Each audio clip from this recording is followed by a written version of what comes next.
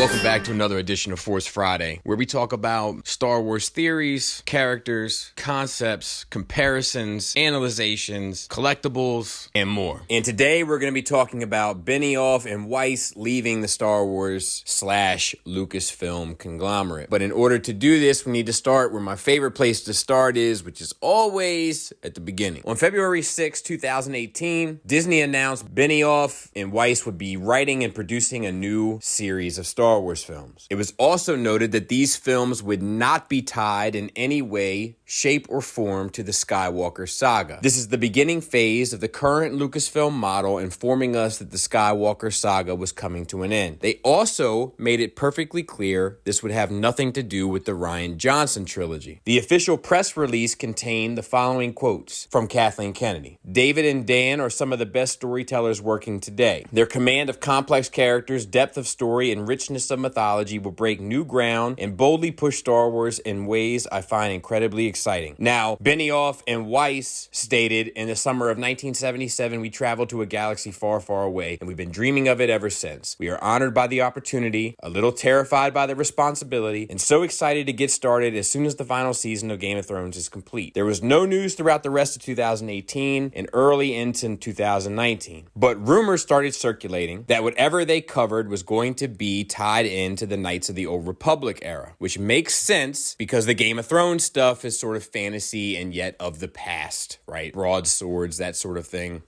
Swords and that sort of thing. So the connection that people were making was obviously a logical one. I, for one, was super excited about this prospect. But let's talk about that responsibility, that terrified nature that they had, where the only person to really be praised making Star Wars films sort of unanimously across the board was J.J. Abrams with Episode 7, which at the same time was ridiculed for being pretty much a retread of Episode 4, thus stating to many people, and even perhaps more so obviously a couple years later, that if you go against this grain that people have in their head, they're gonna be coming for yours. In mid-2019, Game of Thrones Season 8 debuted. It was met with a fan backlash, much of which was corroborated critically. It still went on to win several Emmys, but the controversy is worth noting. And we don't talk about Game of Thrones much here. I talk about it on Nerd Rage Radio, but it's worth noting, I think that a lot of the issues that people have with the final season of Game of Thrones, much like Star Wars, has a lot to do with the way people imagined that series ending as opposed to the way it actually ended. Most people that I've spoken to that have said they hate the ending of Game of Thrones quickly reveal, after a little bit more questioning, they had a very specific vision of the way it should have ended. And when it didn't end that way, it tore down their opinion of it. Now, let me be clear. Season 8 didn't end the way I wanted either. That's mainly because I'm insane and I wanted Cersei to win. A lot of people view her as a monster. I don't. I think she's a woman that would do anything for her children. And I mean anything. So in many ways, maybe she's the mom I wish I always had. More on my therapy sessions later. Be that as it may, during Star Wars Celebration 2019, Kathleen Kennedy gave several interviews concerning the future of Star Wars. She was noted as saying, "We knew we were going to close this up. We knew that even before we started The Force Awakens. We are looking at the next saga. We are not looking at another trilogy. We're really looking at the next 10 years or more. I'm sitting down now with the Game of Thrones creators and Rian Johnson. We're all sitting down to talk about where do we go next. We've all had conversations about what the possibilities might be, but now we're locking it down." So as of April, seemed like it was definitely still happening. Also at Celebration, when asked by MTV about the Knights of the Old Republic rumors, Kennedy said, "We talk about that all the time. Yes, we are developing something to look at. Right now, I have no idea where things might fall, but we have to be careful that there is a cadence to Star Wars that doesn't start to feel like too much." Now, I personally think this is once again in direct response to the Solo financial failure. Solo scared this team like a black cat walking under a ladder right in front of the most superstitious person in the world. Solo proved that Star Wars wasn't bulletproof. Now, we've talked about why that may have been a few times. Some people have said it's because of the boycott, but if the boycott was so strong, The Last Jedi probably wouldn't have gone on to be one of the best-selling DVDs of the year. So let's look at release dates. So we're talking about a lot of things, right? We're talking about Rian Johnson, we're talking about Game of Thrones, we're talking about Star Wars, we're talking about all of them interwoven. Let's talk about the dates. On May 7th, 2019, Disney slated all their projects through 2027. At this conference, Disney reiterated that Star Wars would be on hiatus following Rise of Skywalker, but dated a trilogy of movies for December 2022 2022, December 2024, and December 2026. The films were set for the pre-Christmas weekend of each year and confirmed Disney's decision to lessen the volume of Star Wars films, which I think is silly. But once again, it's that black cat walking under the ladder on top of a broken mirror in front of these superstitious people. Money makes people very superstitious. Later in that same conference, Disney refused to confirm whether these films were the work of the Game of Thrones folks or our buddy Rian Johnson. And maybe I'm using the term our loosely, but I feel like he's my buddy. He never retweeted my video about The Last Jedi saving Luke Skywalker, though. Maybe we're not as close as I once thought. However, on May 14th, Disney CEO Bob Iger confirmed that at least the first and presumably all three would be from the Game of Thrones folks. It makes sense to take a hiatus after the release of Rise of Skywalker this year, Iger said. 3 years is the proper amount of time to take a breather and reset, but really gear up for the next film's release. We did a deal with Benioff and Weiss, and the next movie will be theirs. So as of May, the series is still full steam ahead. But the next bit of news we got was a little weird. On August 7th, 2019, Netflix announced an exclusive $250 million 5-year development deal with Benioff and Weiss to develop film and series content. And Netflix said, "We are thrilled to welcome master storytellers David Benioff and Dan Weiss to Netflix. They are a creative force and have delighted audiences worldwide with their epic storytelling. We can't wait to see what their imaginations will bring to our members," Netflix Chief Content Officer Ted Sarandos said. And what did the Game of Thrones folks have to say? "We've had a beautiful run with HBO for more than a decade, and we're grateful to everyone there for always making us feel at home. Over the past few months, we've spent many hours talking to Cindy Holland and Peter Friedlander, as well as Ted Sarandos and Scott Stuber, or Stubber, don't at me. We remember the same shots from the same 80s movies. We love the same books. We're excited about the same storytelling possibilities. Netflix has built something astounding and unprecedented, and we're honored they invited us to join them." Netflix bagged the duo, beating out competitors from Apple, Warner Media, Comcast, Amazon, and even Disney, who reportedly wanted them for some of their newly acquired channels and brands through the Fox merger. The pair were said by The Hollywood Reporter to have begun quietly shopping their services in early 2019. Now, there's more here than what lies on the surface. This Disney Plus is getting ready to have major consequences for streaming services such as Netflix. This Disney Plus is not messing around. It's out for blood, it's coming in cheaper, and it's offering a lot more super hyper popular content. So if you don't think Netflix, aware of the possible Lucasfilm connection with these two folks, wasn't in play and they're negotiating to get these two gentlemen with a huge franchise already behind them in spite of how the last season was received, I have news for you. You're underestimating the market. The tides are changing in regards to streaming services and what those streaming services offer in regards to creator-owned content, which is becoming more and more prevalent and more of a big deal year by year. It's not enough to license the content or to stream the content or to have the content available. In order to really capitalize in the way that the industry is moving, it has to be yours. Let me continue. Nonetheless, the rumor mill started. Many reports quickly pointed out the duo had prior commitments to Star Wars. On August 15th, The Hollywood Reporter said, "Sources say the Thrones pair is writing a treatment for a Star Wars trilogy and is committed to pinning at least one of the films. The original deal was to write all three. It's unclear if the duo, who also have another feature for Fox Disney carved out, will do more than just write for Star Wars." Some rumors began to abound on the duo's possible exit from Star Wars, which, as we know now, turned out to be true. But you couldn't take a whole lot of this to be of any worth prior, because I've been hearing that Kathy Kennedy was fired from Lucasfilm for about 3 years now, I feel like. What gets a click and what's actually a fact, two far different things in this world. Anyway, on October 28th, Deadline ran an exclusive story announcing the duo's departure from Star Wars. The reasons cited were said to be the two's deal with Netflix. They went on to say, "We love Star Wars. When George Lucas built it, he built us too. Getting to talk about Star Wars with him and the current Star Wars team was the thrill of a lifetime, and we will always be indebted to the saga that changed everything." Kennedy said, "Benioff and Weiss are incredible storytellers. We hope to include them in the journey forward when they are able to step away from their busy schedule to focus on Star Wars." Let me tell you something that all sounds like a bunch of industry bullshit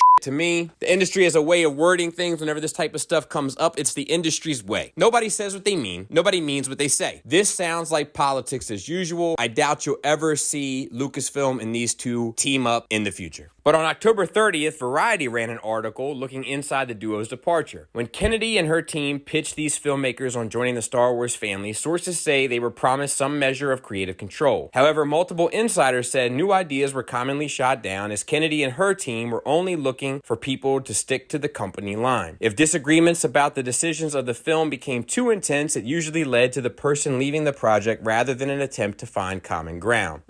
Now that seems familiar. You see, I'm all about placing blame where blame deserves to be placed. Kennedy has gotten a lot of blame for things that I think are absurd. However, I do think that she rules with an iron fist. And I do think that she's not willing to really allow new blood into Star Wars, and I think Rian Johnson honestly was the only attempt at which we've seen. And look at the results of that amongst the 35 to 45-year-old bracket. The Star Wars period the pair was interested in exploring was how the Jedi came to exist. However, Lucasfilm executives and the creators began to see their visions for the films diverge during meetings last summer. As relations with Benioff and Weiss curdled, the studio had begun taking general meetings with other writers on possible Star Wars pitches. So, my opinion on this is that Lucasfilm has started paying attention to the vocal fan group in that age bracket, and they know they wanted Knights of the Old Republic. But how the Jedi began to exist isn't that. So I would suspect that perhaps they wanted, that is Lucasfilm and Kathleen Kennedy, to have films more closely tied to the Old Republic era, whereas the Game of Thrones folks wanted to go further back. So in that regard, I think Lucasfilm made the right idea. However, if they're going to start giving creatives creative control, then they need to respect that creative control. Kennedy was also said to be unhappy with the duo's Netflix deal, believing they couldn't devote enough time to Star Wars. That same day, on a Patreon-only episode of The Storm podcast, Joanna Robinson, primary Game of Thrones reporter for Vanity Fair, reported that the decision to remove the Game of Thrones folks was made in May before the Netflix deal. She says that it was a soft removal and was not announced in order to allow them to shop their services elsewhere. She said the decision was made after the final episode of Game of Thrones, after Iger had made his announcement about the next film. So what does this say about Star Wars' future? The films can't simply be pushed back to December by a year. Disney's booked Cameron's Avatar sequels for the alternate years. A shift to May is possible, however, Disney seems committed to keeping at least one Marvel movie for the summer period. In 2017, Rian Johnson was hired by Lucasfilm to develop a trilogy of movies, with him planning to direct at least the first of them. However, news on that front has been virtually non-existent and at very best wishy-washy as to whether or not that's happening. But at the very least, Benioff and Weiss are just names added to a list of directors that have been cut from the Lucasfilm conglomerate in recent years. And the question is that for better or for worse? Which brings us back to the question we've been kind of circling this entire time. How does a company as big as Lucasfilm, underneath a company as big as Disney, allow for creatives to be creative? We rarely see anything like what we've seen with some of the Star Wars choices Lucasfilm has made in recent years. That is to say, giving creatives creative control. And for better or worse, fanboy backlash on social media regarding The Last Jedi, financial backlash on Solo, decisions are being put in place and the tide is turning. They're looking for a sure thing. And when Ron Howard isn't a sure thing, you better believe the people sat down at a table to come up with a crystal clear plan of what they want. Now, whether or not what they want is what we want remains unknown because we haven't really gotten to see what they want because they've allowed for a lot of creative control. You could argue that the film that they had the most input in regarding its futures were Rogue One, due to that directorial and editorial change, Solo, due to that directorial and script change, and The Rise of Skywalker, which we have all yet to see. I've applauded Kathleen Kennedy and Lucasfilm for putting creatives in creative positions. But at a certain point, that dollar is going to outweigh that creative control. And what we get as a result, we've yet to see. But what we do know is that while the rules of the game are changing, the game will remain the same. It just may not include any thrones. Thanks for listening. Thanks for watching. Until next time, take care.